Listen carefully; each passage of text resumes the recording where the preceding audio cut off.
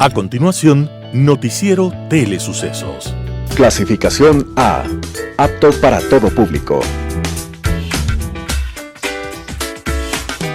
Un noticiero pensado para usted porque se lo merece.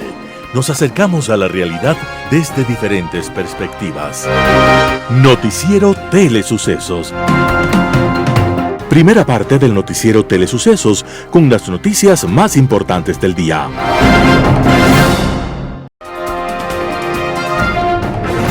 Un día como hoy. Tal vez Latinoamérica injustamente no conozca al primero de sus hijos con historia y con estatura universal. Este personaje se llamó Francisco Miranda, venezolano, y vistió y defendió el uniforme militar de España en batallas en el continente africano. Y también tuvo activa participación en la Revolución Francesa y dirigió más de una memorable batalla en territorios europeos. Francisco Miranda honró también el uniforme de los revolucionarios norteamericanos cuando el pueblo de los Estados Unidos luchaba por su independencia frente a Inglaterra. Por su fama en toda Europa como bravo combatiente, llegó inclusive a vestir el uniforme del ejército ruso, como una concesión de la emperatriz Catalina. 3 continentes vieron su accionar de guerrero, y lo vieron en los grandes acontecimientos de la historia: la Revolución Francesa, la independencia de los Estados Unidos y la independencia de los países latinoamericanos. Cuando soñó con una gran patria latinoamericana libre, también vivió el gran amor de su vida. Era una mujer sueca que le pedía venir a América y acompañarlo en su lucha. Francisco Miranda le advirtió que estas tierras eran duras, hostiles, peligrosas para una mujer como ella, pero le prometió de todas maneras traerla en forma simbólica a América. La bandera revolucionaria tendrá el amarillo de tus cabellos, el azul de tus ojos y el rojo de tus labios. Así estarás conmigo en mis sueños y en mi lucha desde el primer día. Y Miranda cumplió lo prometido. Un día llegó a Ocumare, Venezuela, con 3 barcos con armas y combatientes contra el Imperio Español. Esos barcos por primera vez izaban la bandera tricolor. Era un día como hoy, 25 de marzo de 1806. Detrás del simbolismo de los colores de la bandera se agita toda una historia de compromiso con la libertad y con la dignidad humana. Y también una historia de amor del primer combatiente universal de América Latina, Francisco Miranda. Las principales noticias del día. Titulares. Prisión preventiva para el hijo de la vicepresidenta Verónica Abad. El Consejo Nacional Electoral inicia la distribución de los kits técnicos a las zonas del exterior. Asamblea aprueba ley para fortalecimiento del turismo. En el segmento de opinión, al Consejo Nacional Electoral se le acabó el cuento de ser intocables. Los editoriales serán de Mauricio Gándara, Meter mano en la justicia, Ramiro Ruiz, Ronnie el Ruso, Ramiro Rivera, ¿cuánta razón tenías? Noticias del día. Prisión preventiva para el hijo de la vicepresidenta Verónica Abad. Francisco Sebastián Barreiro Abad recibió una orden de prisión la madrugada de este viernes 22 de marzo del 2024 luego de que fuera llevado a audiencia de formulación de cargos en el Complejo Judicial Norte en Quito. Él había sido detenido la mañana del día anterior en Cuenca, Suay, durante la operación denominada por la Fiscalía como caso Nene. El ahora procesado Francisco Barreiro es hijo de la vicepresidenta de la República, Verónica Abad, quien se encuentra en Israel debido a las funciones que el presidente Daniel Noboa le encomendó. El vástago de la funcionaria es investigado por un delito que se relaciona con la entidad que ella encabeza, la vicepresidencia. De acuerdo a las indagaciones, Barreiro Abad sería autor directo de hacer ofertas laborales y hacer cobros mensuales, según los sueldos, luego de que algunas personas llegaran a los puestos. Los pagos supuestamente se debían hacer cada mes. Durante la etapa de instrucción que ha empezado tras la formulación de cargos, la Fiscalía tendrá que demostrar dichos señalamientos. La Fiscalía General del Estado formuló cargos contra el hijo de Verónica Abad por el presunto delito de oferta para realizar tráfico de influencias en la vicepresidencia de la República en calidad de autor directo. Por esta infracción penal de ser hallado culpable, el procesado podría enfrentarse a una pena privativa de libertad de 3 a 5 años. El Consejo Nacional Electoral inicia la distribución de los kits técnicos a las zonas del exterior. El Consejo Nacional Electoral inició este 22 de marzo de 2024 la distribución de los kits técnicos a las circunscripciones del exterior para la consulta popular. El resto del material electoral se empezará a distribuir el 25 de marzo de 2024. En total, el órgano electoral empezó el envío de 95 kits a las 3 zonas del exterior: América Latina, el Caribe y África, Estados Unidos y Canadá, y Europa, Asia y Oceanía. Entre los equipos enviados a los recintos electorales del exterior constan computadoras portátiles, laptops, escáneres, cables de poder y memorias USB. Serán utilizados para la transmisión de los datos y el escaneo de las actas de escrutinio, así lo informó el órgano electoral. El 21 de marzo de 2024, durante un recorrido en las instalaciones del Instituto Geográfico Militar, la presidenta del Consejo Nacional Electoral, Diana Tamaint, indicó que la distribución de las papeletas y demás material se iniciará el 25 de marzo de 2024.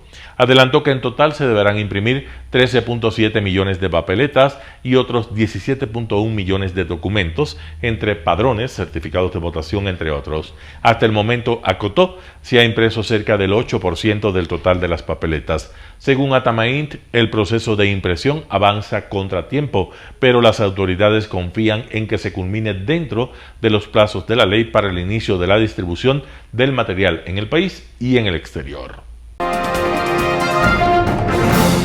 Asamblea aprueba ley para fortalecimiento del turismo.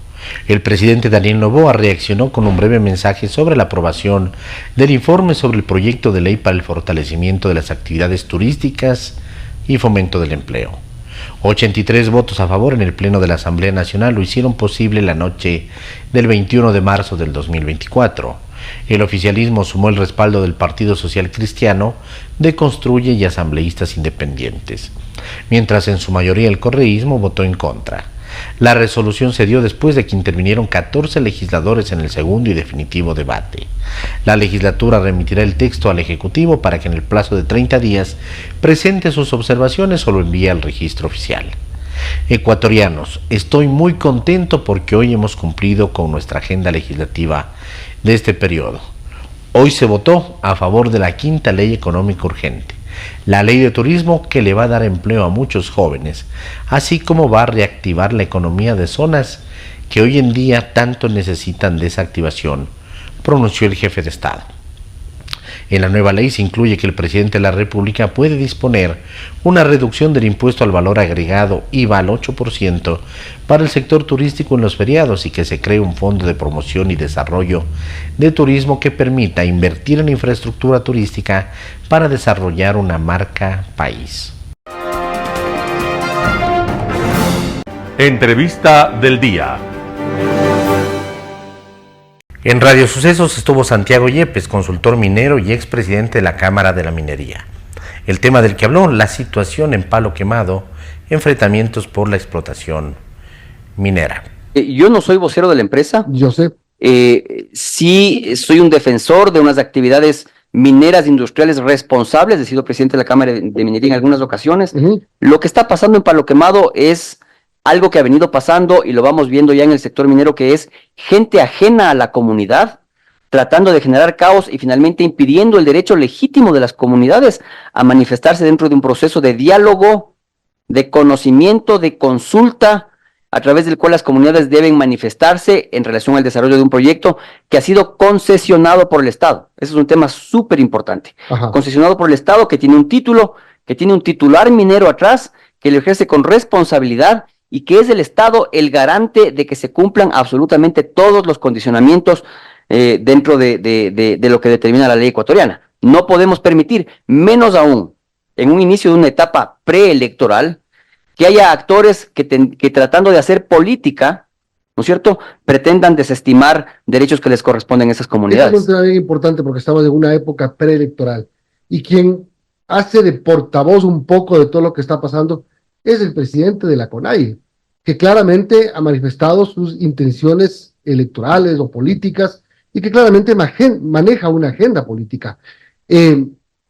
Están manejando a las comunidades sin haber recibido la información suficiente, están impidiendo que las comunidades sean informadas de lo que puede significar una operación minera dentro de sus zonas aledañas, y que les puede inclusive beneficiar de alguna manera? Milton, efectivamente se está coartando este derecho constitucional de las comunidades a ser informadas, a participar de una manera diáfana dentro de un proceso de diálogo para la obtención de una licencia ambiental. Y yo no soy una persona que ha hecho política ni pretendo hacerlo. Sí debo decir que hay actores políticos deslegitimados con poco soporte público que pretenden a través de este proceso atacar al gobierno, uno, y otro, evidentemente, tratar de llenarse de popularidad. Yo creo que es necesario, es una obligación permitir que las comunidades apartadas de todo tema político finalmente se manifiesten ejerciendo su derecho constitucional. No se ha informado, entonces no se ha logrado, porque el 15 de hace algunos meses ya se hizo un trabajo de socialización, ya hubo problemas, ya no se permitió que el trabajo se complete. El 15 de marzo vuelve el Ministerio del Ambiente ya para hacer la consulta ambiental y no se permite. Es decir, la mejor forma de evitar que la gente apoye o no un proyecto es evitando que sea informada.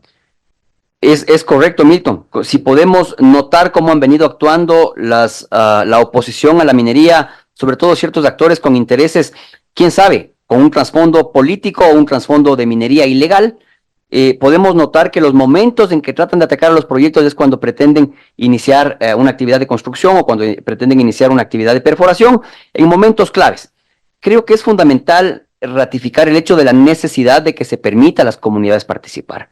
El Ministerio del Ambiente no ha detenido el proceso de difusión, no ha detenido el proceso de consulta ambiental para la obtención de la licencia ambiental. Esto quiere decir que es el mismo Ministerio del Ambiente, el garante de que las actividades se lleven de una manera adecuada, quien está permitiendo que ese proceso de diálogo continúe. Simplemente creo que lo que podemos hacer nosotros desde acá, desde las ciudades, donde no se vive la minería, es propiciar que las comunidades ejerzan finalmente ese derecho que les corresponde y que el Estado finalmente es el garante.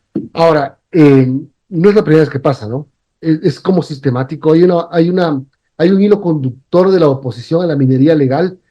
¿Quién lo maneja? ¿Lo manejan intereses políticos o lo que puede ser peor, que lo manejen los intereses de la minería ilegal? Que al final puedan meterse o infiltrarse en los actores políticos. Efectivamente, ese es un tema importante. ¿Quién los mueve?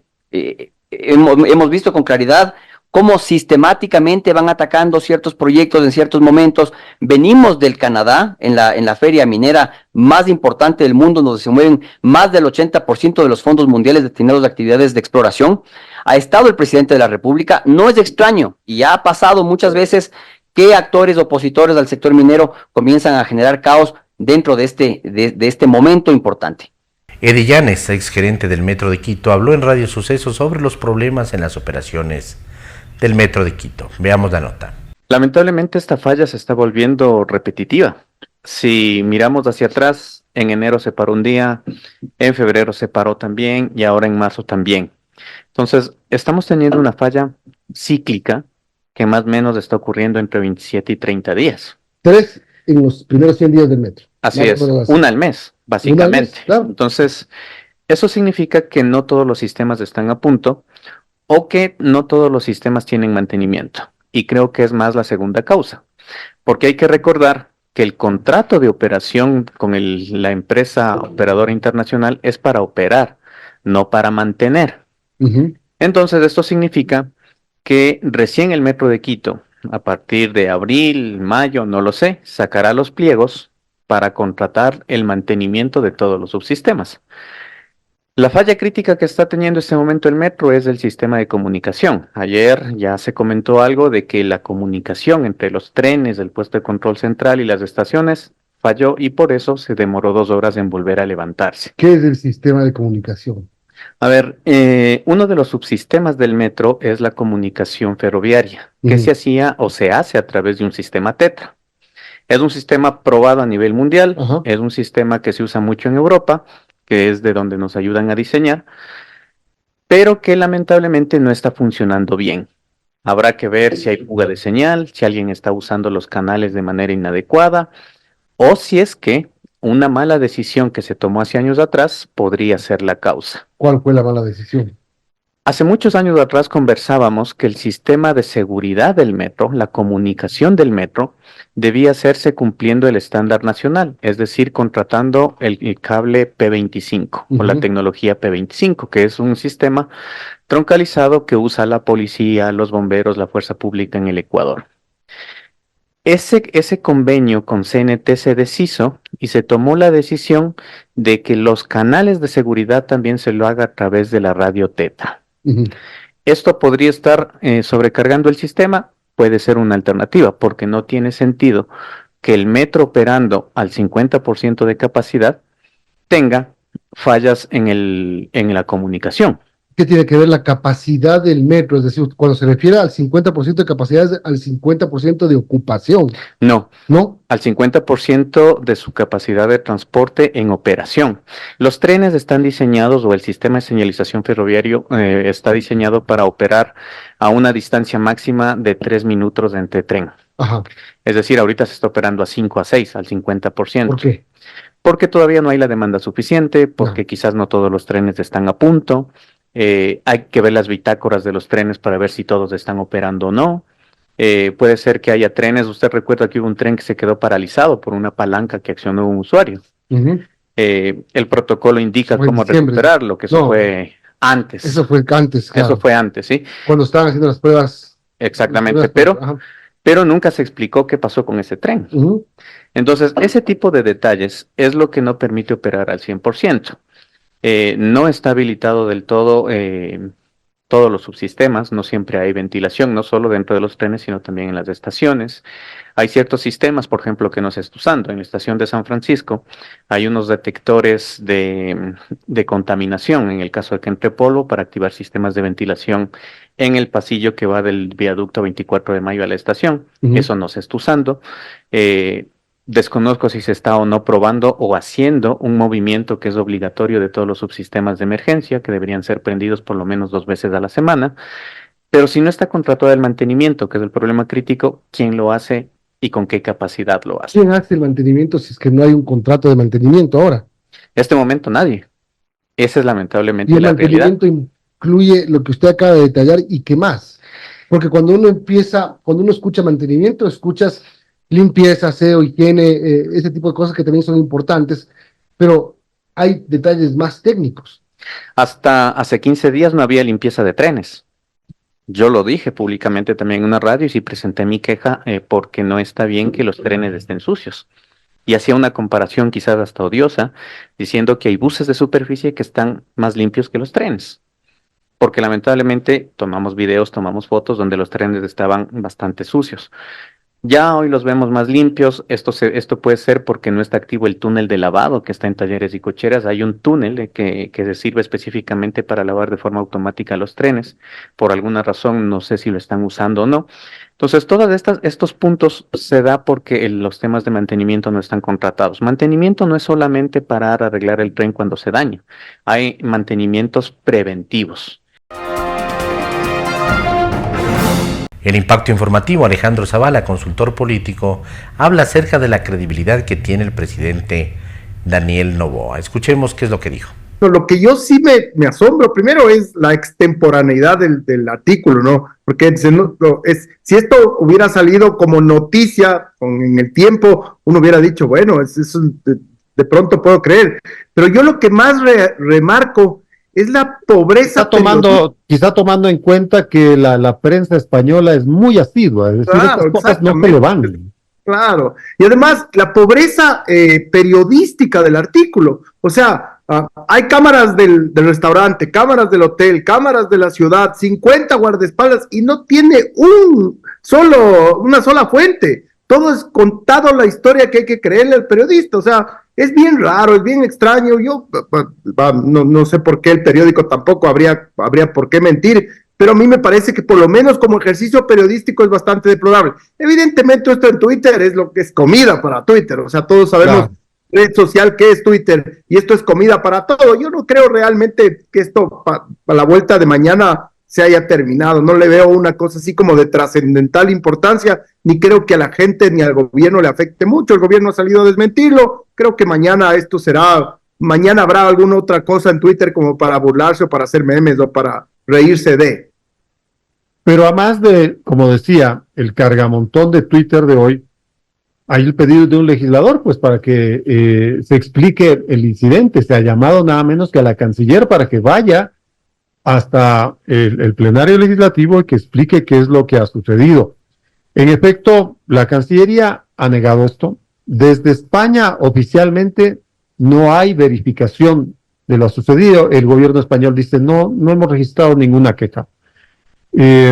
Esto que acaba de decir el presidente Noboa, ¿no? A modo de defensa, sin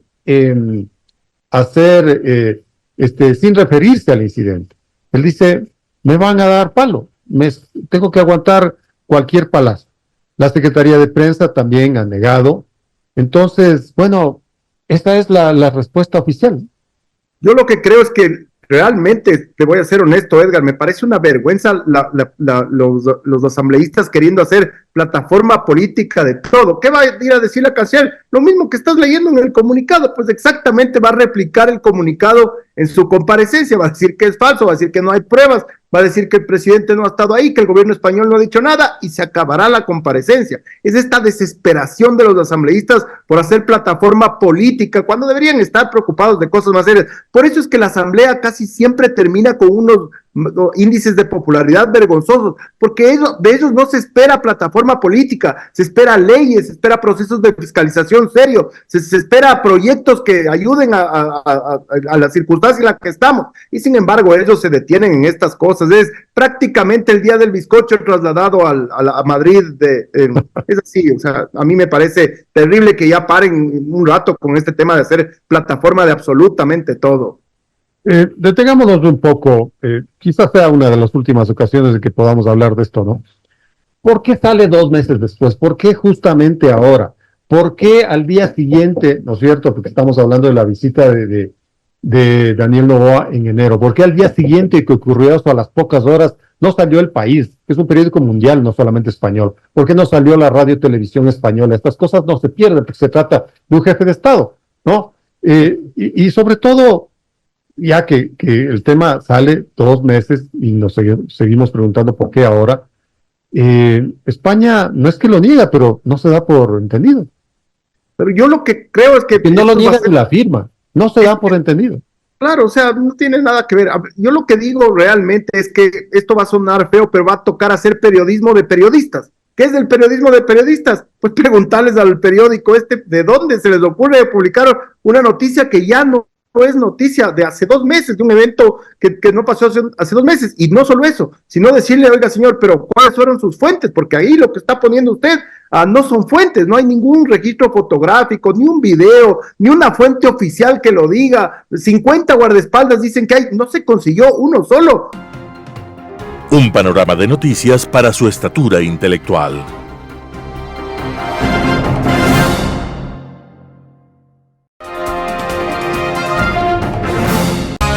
Poder Ciudadano, con el doctor Patricio Quijón. El Consejo Nacional Electoral ya perdió su cuento de ser intocables. En el Ecuador, las fábulas y los relatos impuestos en base a su repetición constante marcan una serie de distorsiones legales y de orden ético. Es el caso, precisamente, del cuento chino, vendido por el Consejo Nacional Electoral, que ha sostenido que son la intocable autoridad máxima del Estado en periodos electorales, con el que se ha prorrogado años de años a un grupete de personas que no gozan precisamente del respeto y la confianza popular. Ese Consejo Nacional Electoral, presidido por Diana Atamaín e integrado por los vocales de Enrique Pita, José Cabrera, antes de Estela Acero, ahora María Nájera, a excepción de la última, ha sido un equipo compacto que, desatendiendo toda norma estatal de control, fiscalización y auditoría, ha burlado los periodos para los que fueron electos, considerándose verdaderos jefes supremos o reyesuelos a los que no se puede tocar ni con el pétalo de una rosa. Recordemos que Contraloría General del Estado, tras el ejercicio de su deber de auditar la gestión de organismos públicos, detectó varias irregularidades tanto en el registro de partidos políticos como en materias informáticas del propio proceso electoral, dejando en claro la inexistencia de seguridad electoral. La gravedad de lo hallado y la negativa del CNE a corregir y enmendar sus errores determinó que Contraloría imponga la más alta sanción a los vocales de mayoría del CNE, Atamaín, Cabrera y Acero, con su destitución, misma que hasta esta fecha ha quedado en el limbo, sin que ninguna autoridad en forma legal haya dejado sin efecto la referida sanción.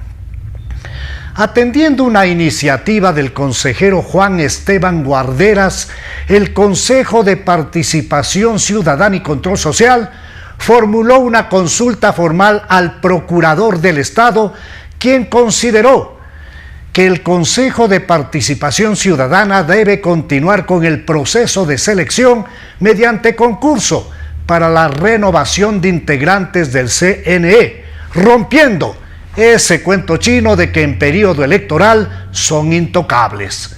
Corresponde a dicho consejo desarrollar los concursos a cargo de comisiones de selección integradas en la forma determinada en esa norma a fin de realizar oportunamente la selección de autoridades sin que el decurso de procesos electorales constituya excepción que impida el desarrollo de dicho procedimiento o configure intervención o interferencia en las competencias de la función electoral, dice el Procurador del Estado, cuya respuesta es vinculante, esto es, de cumplimiento obligatorio.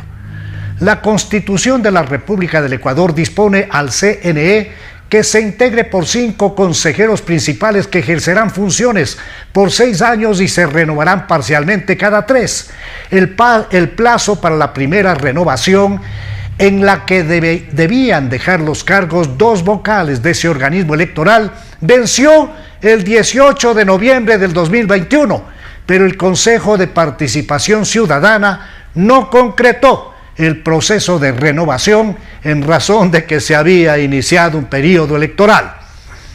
El CNE ha venido usando como escudo protector de sus acciones y permanentes prórrogas la norma del artículo 16 del Código de la Democracia que dice: ninguna autoridad extraña a la organización electoral podrá intervenir directa o indirectamente en el desarrollo de los procesos electorales, ni en el funcionamiento de los entes electorales. Esa norma ha sido la muletilla para apropiarse de los puestos y de una inmunidad que tiene más bien claros indicios de impunidad en el manejo de sus inopinadas decisiones. Es elemental entender que la norma constitucional antes invocada tiene mayor jerarquía que la del Código de la Democracia, que ha sido mal utilizada en decisiones y acciones que en su momento han sido develados por Contraloría General del Estado. Ahora bien, lo que el Consejo de Participación Ciudadana analiza es si procede la renovación parcial o total para el consejero Guarderas.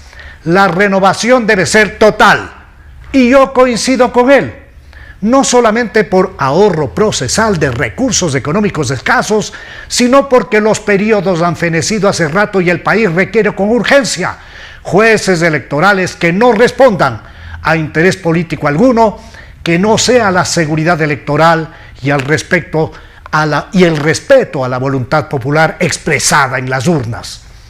El país se escandalizó con fraudes y apagones electorales, así como con la alegre e irresponsable forma de cómo se malgastaron recursos públicos en elecciones en el exterior, o de la manera como siguen apareciendo muertos en los padrones electorales, o se extiende la vida de membretes políticos que tienen padrinos para seguir participando en procesos electorales, distorsionando elementales normas de un sistema democrático. Nada ha hecho este Consejo Nacional Electoral en materia de revisión de recursos usados en campañas electorales.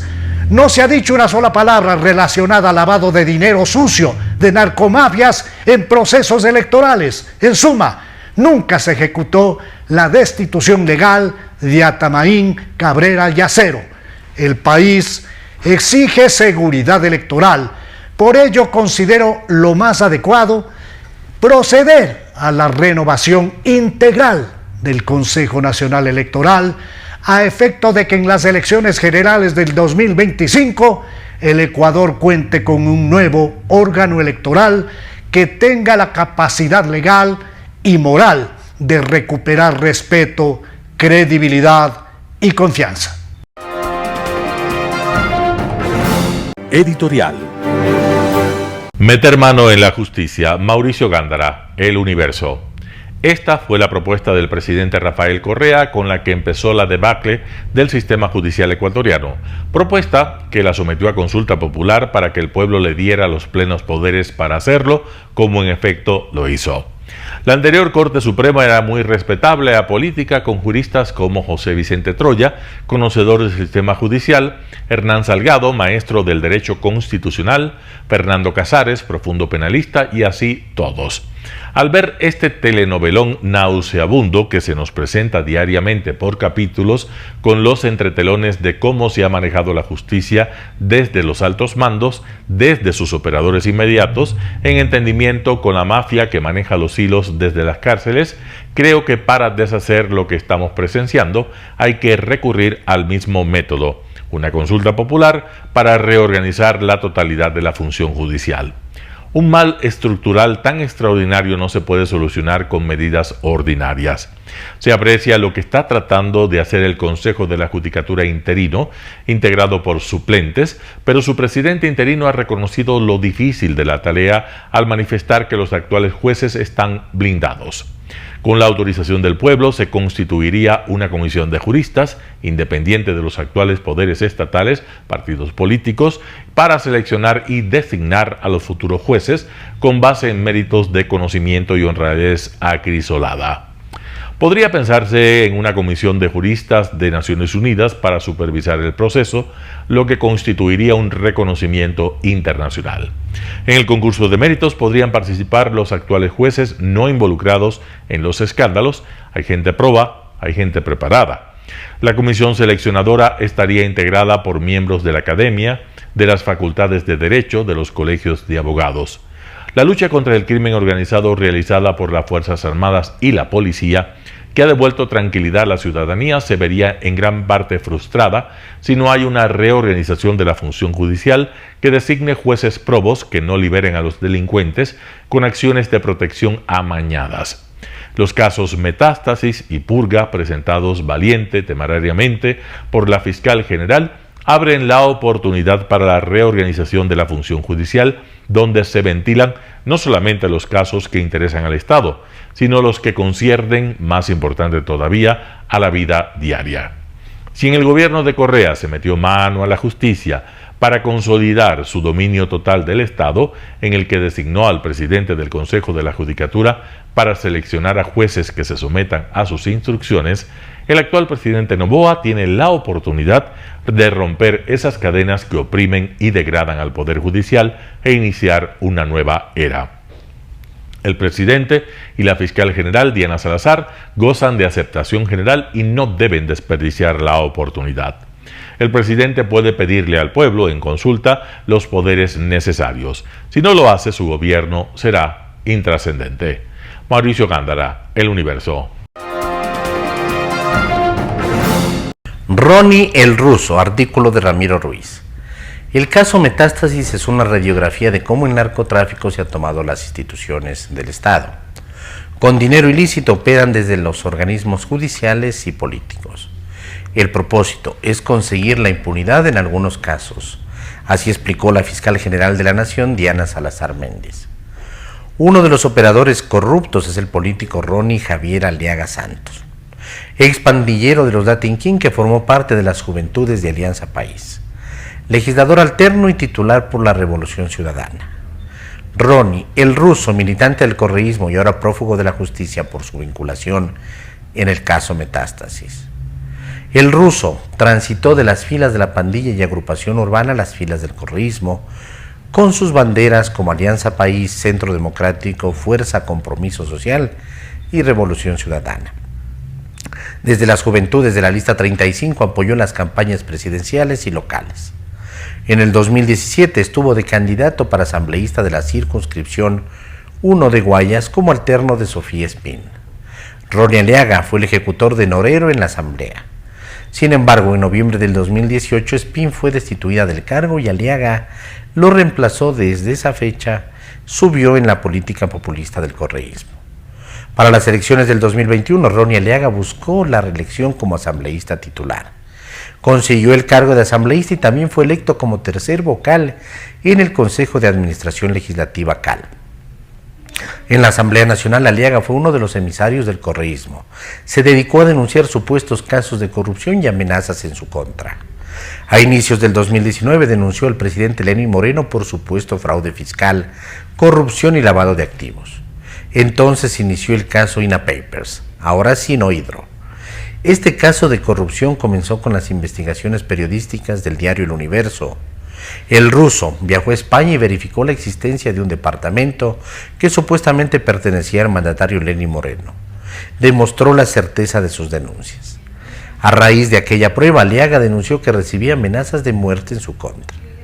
Ese mismo año acusó a la legisladora de Creo, Ana Galarza, por supuestas gestiones para nombramientos en cargos públicos. Galarza perdió el puesto en la asamblea. Además, atribuyó a Moreno de inculpar a los Latin Kings de los acontecimientos del paro nacional de octubre del 2019.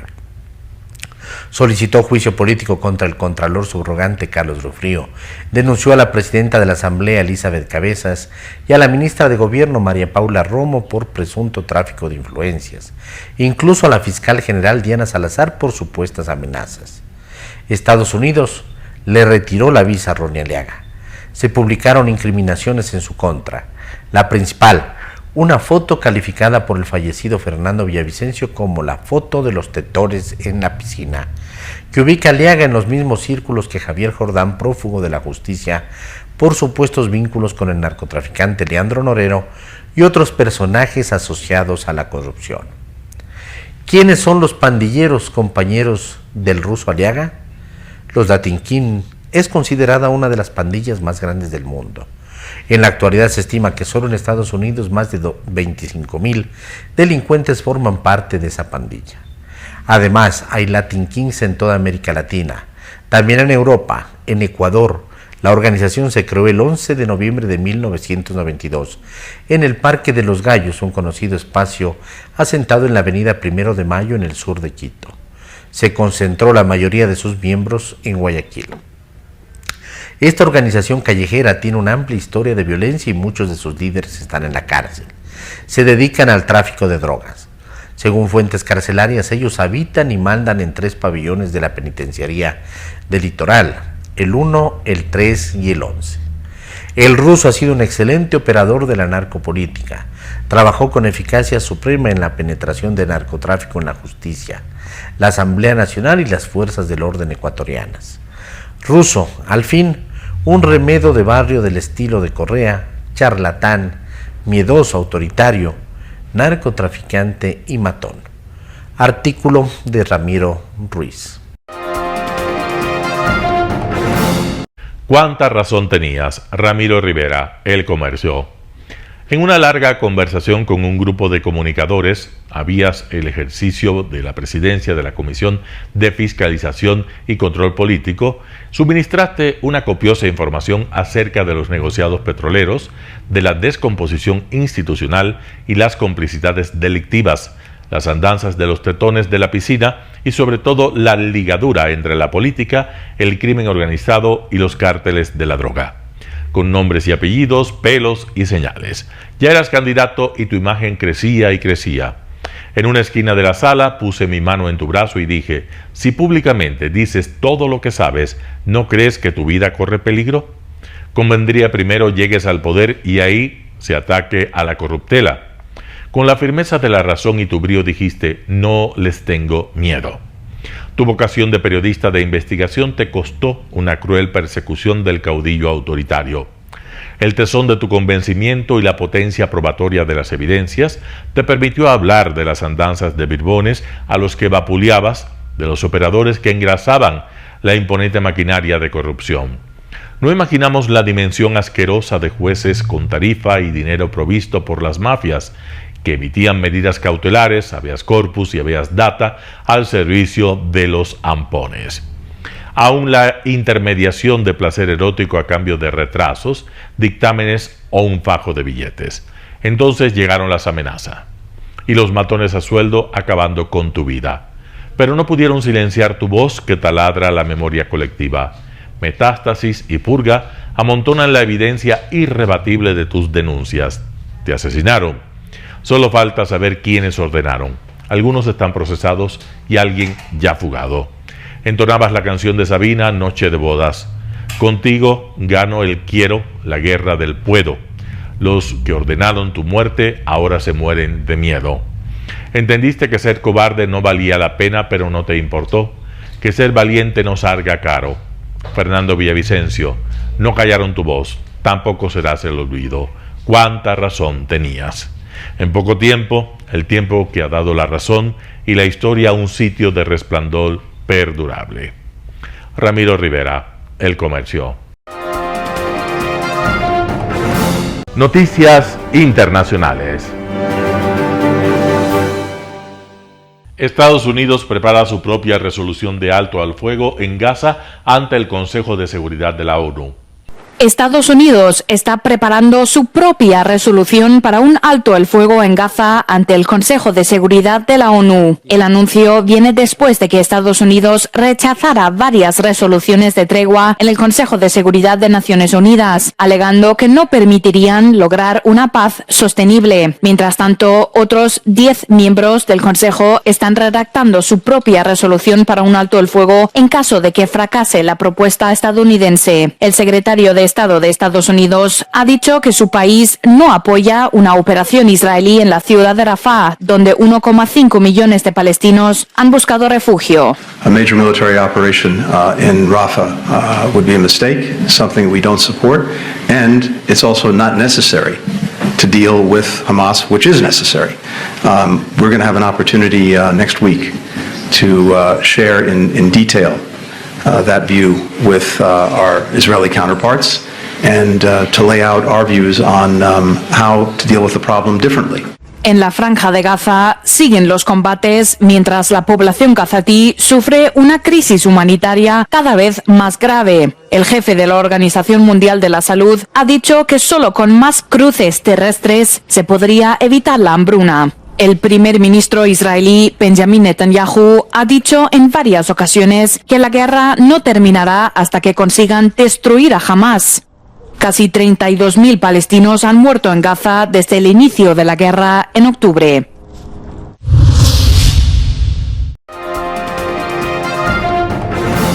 Kiev sospecha que Rusia intensificará sus ataques aéreos sobre Ucrania. Alarmas aéreas en la noche del jueves y la madrugada de este viernes en la mitad del territorio ucraniano. Las más afectadas, las regiones del sur y del este. Se detectaron cientos de drones y bombarderos pesados Tupolev 95 portamisiles. Los recientes ataques aéreos rusos se cobraron vidas civiles en Kiev y en Kharkov. El presidente ucraniano Volodymyr Zelensky reclamó a Occidente sistemas de defensa antiaérea. All the air defense provided to Ukraine, in particular by European countries, keep our cities and villages alive. But the existing air defense systems are not enough to protect our entire territory from Russian terror. And it's not a matter of hundreds of systems, but of an achievable number to protect all the territory of Ukraine. Moscú ha difundido estas imágenes del ministro de Defensa Sergei Shoigu en una fábrica de munición en Nizhny Novgorod, a unos 400 kilómetros de Moscú. En ellas se exhiben bombas FAB de caída libre de unos 3.000 kilos cada una. Kiev ha publicado estas imágenes de sistemas de defensa ante una posible ofensiva terrestre rusa. En la región de Kharkov, fronteriza con Rusia, han aumentado la construcción de trincheras y refugios como principal línea de defensa ante un avance ruso.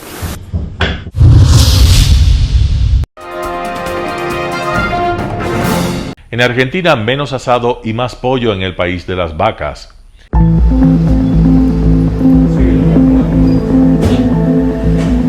Y a veces tengo que prohibirme de comer lo que tengo que comer para pagar mis impuestos.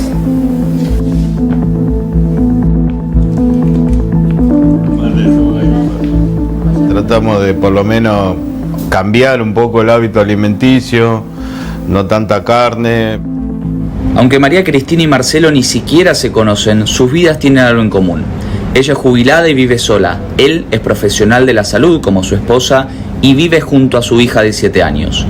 A pesar de las marcadas diferencias, la situación económica los une en los cambios que han debido hacer en sus hábitos alimenticios. Y es así que, en el llamado país de las vacas, ellos, como muchos otros, han dejado de comer carne y desarrollaron el gusto por el pollo. Son pollos grandes. Antes mis hijos venían a comer siempre los fines de semana, hacíamos asado, todo, y ahora para mí es imposible. No quiero que vengan mis hijos tampoco a verme a mí en esta situación. No hace mucho, menos de 7 meses, 6. Comíamos asado 2 veces a la semana, un domingo o un sábado a la noche. Tranca, asado, pechito, chori, vino, ensaladas varias, y ahora no podemos ir a ningún lado. Un fenómeno que, según los expertos, se aceleró en los últimos meses.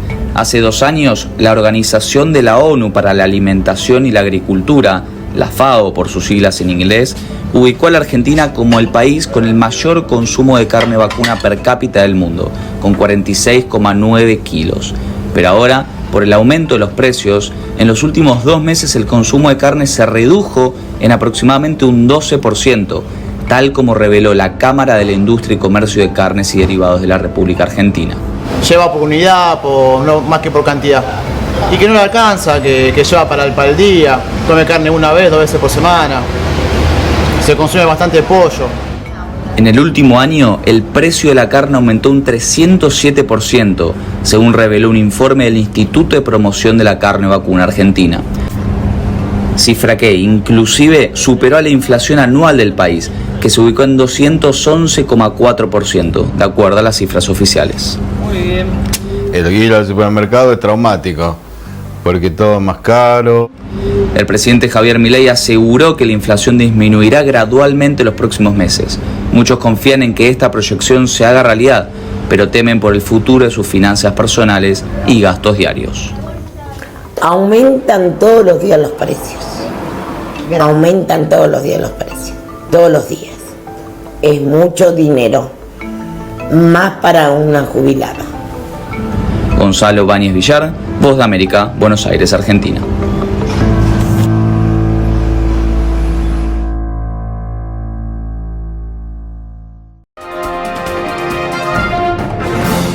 Estados Unidos realiza el primer trasplante de riñón de cerdo genéticamente modificado a un paciente vivo. Estados Unidos realiza el primer trasplante de riñón de cerdo genéticamente modificado a un paciente vivo. Un equipo médico estadounidense ha llevado a cabo con éxito el trasplante a un paciente de 62 años que antes necesitaba entre 2 y 3 operaciones al mes para seguir vivo. No es la primera vez que médicos logran hacer este tipo de trasplantes a seres humanos, pero hasta ahora todos han sido con cuerpos de pacientes con muerte cerebral.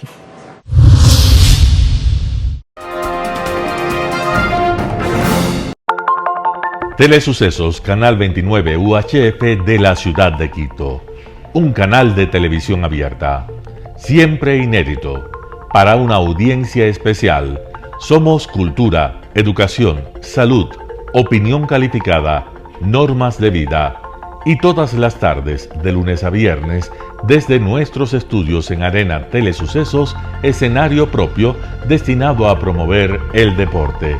En tiempo real, usted y su familia, en su televisor, desde la comodidad de su hogar, disfrutarán de los partidos, eventos, campeonatos que realizamos diariamente de ecuavóley, básquet, box, lucha libre, cachascán, gimnasia, artes marciales, tenis de mesa, fútbol sala. transmisiones en vivo de los principales partidos de fútbol barrial y colegial. En fin, somos un canal inédito, inéditos en el deporte. Transmisiones de acción y conocimiento en el deporte. Espacio diario conducido por el arquitecto David López todas las tardes, de lunes a viernes, de 4 a 5 de la tarde. Siempre inéditos y distintos, siempre jóvenes. Personajes jóvenes de generaciones nuevas.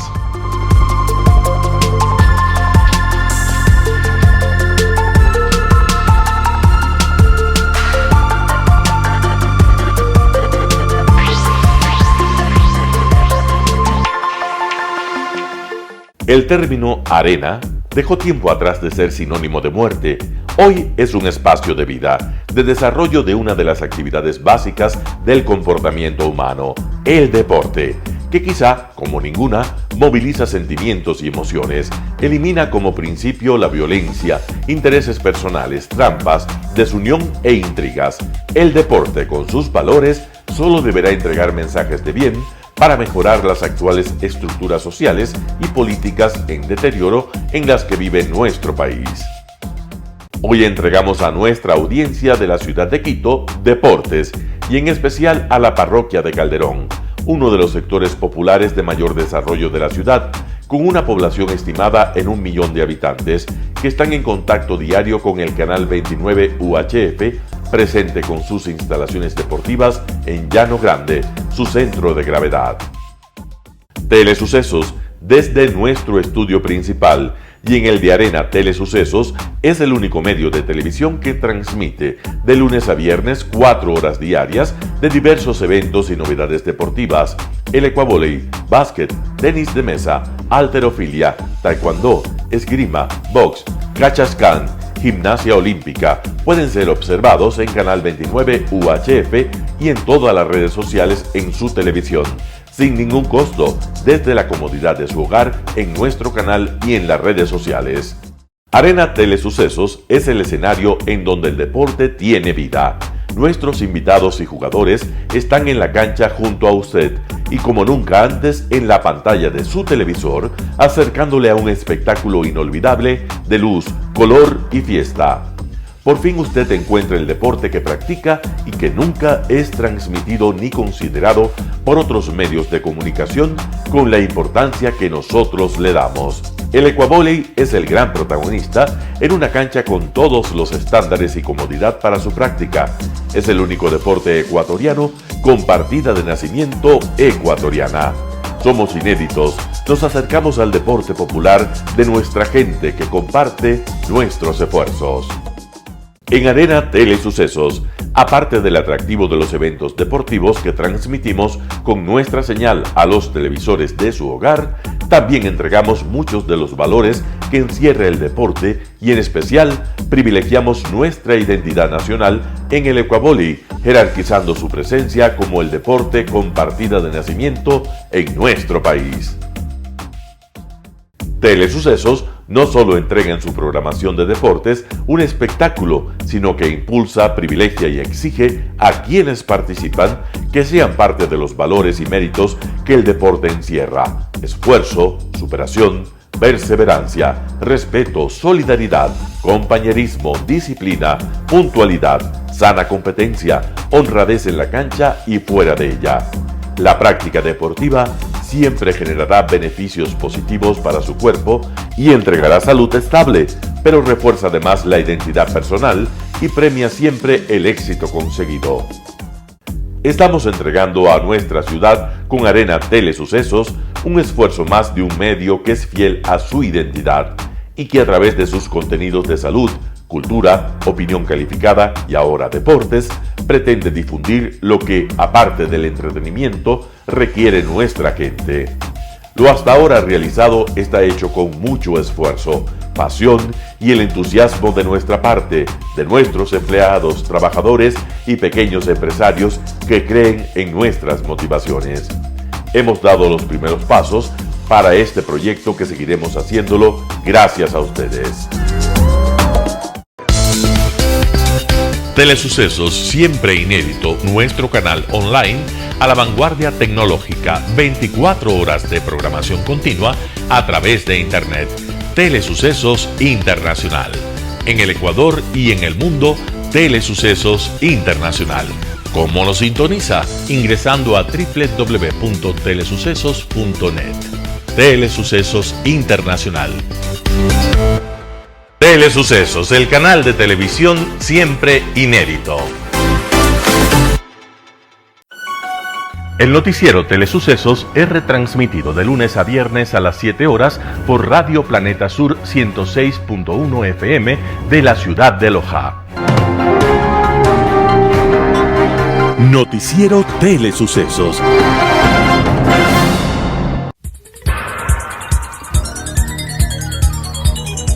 Las opiniones vertidas en este espacio por la producción y dirección del programa son de exclusiva responsabilidad de sus autores y de quienes intervienen en ellos.